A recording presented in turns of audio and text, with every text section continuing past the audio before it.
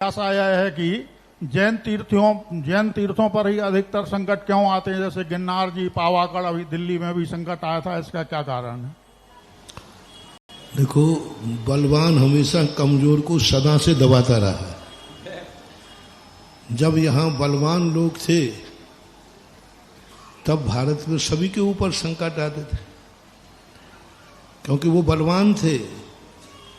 हिंदू कमजोर थे तो हिंदुओं की मंदिर तोड़ करके और दूसरे रूप बना दिए जाते थे। आज जैनी कमजोर पड़ रहे हैं तो बलवान लोग उनको सताते हैं। जो कमजोर व्यक्ति होता है, अल्पसंख्यक होता है, असमर्थ होता है, उसके साथ ऐसा होता है। लेकिन यदि राजा अच्छा हो, राजनीति अच्छी हो, शासन प्रशासन यदि चाहे और समाज में संगठन हो तो कमजोर व्यक्ति को सुरक्षा प्रदान भी की जा सकती है। कमजोर व्यक्ति को सुरक्षा जिस राज्य में मिलती है वह राज्य अपने आप में महान माना जाता है। तो आज के समय में यही है।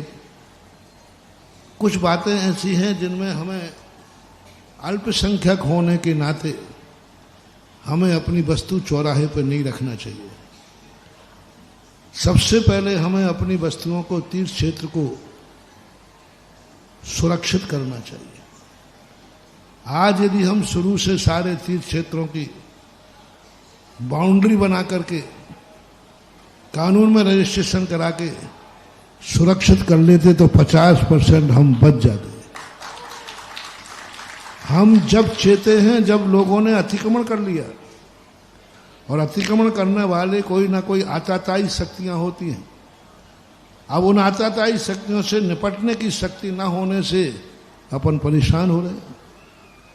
सब चीजें यही थी। आज से 50-100 साल पहले गिरनार में कुछ नहीं था। हमने वो टोंक के फोटो भी देखे हैं जहां कुछ भी नहीं था, आराम से लोग दर्शन पूजन करते थे। उस समय यदि हम सुरक्षित करके और बढ़िया कर लेते तो आज हम सुरक्षित होते। शिखर जी की भी यही स्थिति है। आज शिखर जी को हम सुरक्षित कर सकते हैं। आज से धीरे धीरे समय बीतता जाएगा, शिखर जी भी असुरक्षित होती जाएगी। तो सभी क्षेत्र वालों से मेरा कहना है कि सबसे पहले क्षेत्र की जमीन पर बाउंड्री बनाओ। मंदिर बने या नहीं बने, कुछ मत बनाओ, बाउंड्री बनाओ। और बाउंड्री बनाने के बाद कागज पक्के करो। कागजों की लिखा पढ़ी पक्की होना चाहिए। कागज नहीं है तो नए कागज बनवाओ। कागज नहीं है तो नए कागज बनवाओ, बन जाते हैं। जो भी उसकी प्रक्रिया हो, कोर्ट से बनाओ, कैसे भी बनाकर। कागज मजबूत है और बाउंड्री मजबूत है तो जाओ, फिर कितने % हम सुरक्षित हैं। ये दो चीजें सारी समाज को करना चाहिए। जब झगड़े होते हैं, अतिक्रमण होते हैं, तब हम चेतते हैं। उसके पहले चेत जाओ। एक क्षेत्र चला गया, लेकिन जो क्षेत्र बचे हैं उन क्षेत्रों के लिए समाज को सुरक्षित करना चाहिए। तिमिरांधानाम ज्ञानांजन शलाकया चक्षुरुन्मीलितं तस्मै श्री गुरुर्मा। पूज्य गुरुवर के चरणों में नमोस्तु नमोस्तु नमोस्तु। छुल्लक जी महाराज के चरणों में इच्छामी इच्छामी इच्छामी। गुरुदेव, भारतीय जैन धर्म की 1509 शाखाओं के सारे वीर बंधुओं और वीरांगना बहनों की ओर से भी आपको नमोस्तु नमोस्तु नमोस्तु। महाराज, 2019-13 में आपके साथ काम करने का अवसर मिला, आपके निर्देशन में काम करने का अवसर मिला और उस आपका आशीर्वाद प्राप्त हुआ। वही फलित होकर भारतीय जैन धर्म का सन 2022 से 2025 तक राष्ट्रीय स्तर पर नेतृत्व करने का एक अवसर मुझे प्राप्त हुआ। यह सब आपकी ही कृपा है। इस वर्ष को भारतीय जैन धर्म ने तीर्थ रक्षा अभियान के रूप में मनाने का निर्णय लिया है। हम आपसे निवेदन करते हैं कि ये जो अभियान इस वर्ष हम पूरे देश में चलाना चाहते हैं, उस अभियान के माध्यम से समितियां तो सजग हों ही, साथ ही आम आदमी, जैन समाज का जन जन जागृत हो एक अलग जगह कि हमें तीर्थ रक्षा का काम करना है और तीर्थों को सुरक्षित रखना है। हमारा आपसे विनम्र अनुरोध है, इस संबंध में हमें मार्गदर्शन देने की कृपा करें।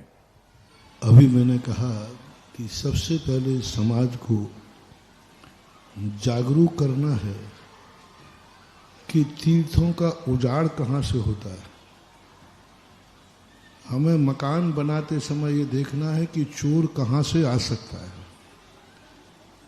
हम क्या ध्यान करते हैं, हमारे प्रवेश का दरवाजा कैसा हो। हम जहाँ से प्रवेश करते हैं उस दरवाजे को बहुत अच्छा बनाते, डेकोरेट बनाते, बहुत बढ़िया किवाड़ सब बहुत अच्छा बनाते।